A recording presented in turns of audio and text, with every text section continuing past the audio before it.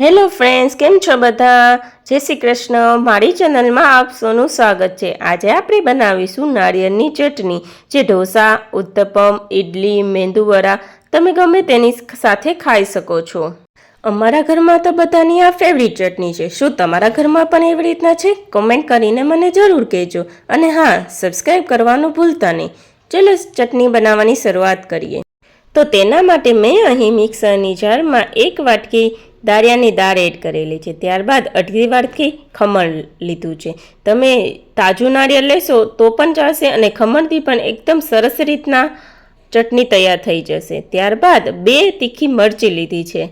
તેને ઝીણા ઝીણા કટકા કરીને એડ કરી દેવાની છે. તે એડ કર્યા પછી 1 નાનો આદુનો ટુકડો લેવાનો છે. તેને ઝીણા ઝીણા કટકા કરીને એડ કરી દેવાનો છે.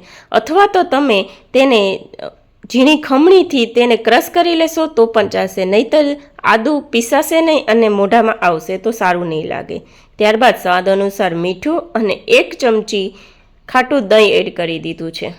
ત્યારબાદ થોડું પાણી એડ કરી અને તેને મિક્સરની જારમાં એકદમ સરસ રીતના ઝીણું ક્રશ કરી લેવાનું છે. જો જરૂર લાગે તો થોડું પાણી પાછું એડ કરવાનું છે.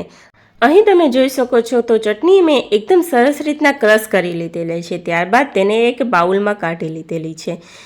હવે તેમાં આપણે ઉપરથી વઘાર કરીશું. તેના માટે મેં 2 ચમચી તેલ વઘારિયામાં ગરમ થવા મૂકેલું છે.